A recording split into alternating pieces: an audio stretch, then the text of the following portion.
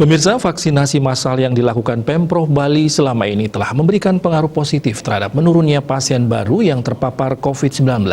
Kondisi tersebut terlihat pada hari ini. Selain tambahan pasien baru menurun dari kemarin, juga 2 kabupaten nihil laporan pasien baru. 2 kabupaten zona oranye yang tanpa tambahan pasien baru hari ini adalah Bangli dan Karangasem. Pada hari yang sama, keduanya juga tanpa laporan pasien meninggal.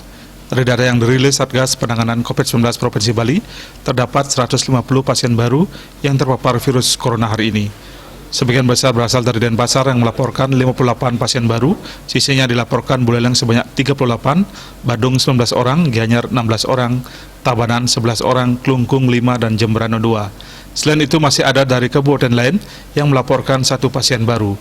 Total pasien yang ditangani hingga hari ini mencapai 42.205 orang. Angka ini masih menempatkan Bali di posisi ke-7 dengan rata-rata penambahan per hari sebanyak 111 orang. Tambahan pasien sembuh yang terjadi hari ini juga cukup tinggi, yakni 122 orang. Saat ini total pasien sembuh di Bali mencapai 39.264 orang atau 93,03%. Jumlah kasus kematian akibat COVID-19 yang terjadi hari ini juga menurun dari kemarin, yakni sebanyak 7 orang. Tabanan dan Denpasar melaporkan 2 orang dan sisanya berasal dari Jembrana, Buleleng, dan kabupaten lainnya.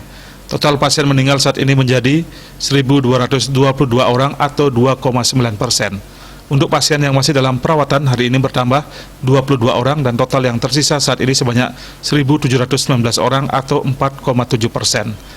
Vaksinasi massal yang saat ini masih berlangsung diharapkan mampu menekan penyebaran COVID-19.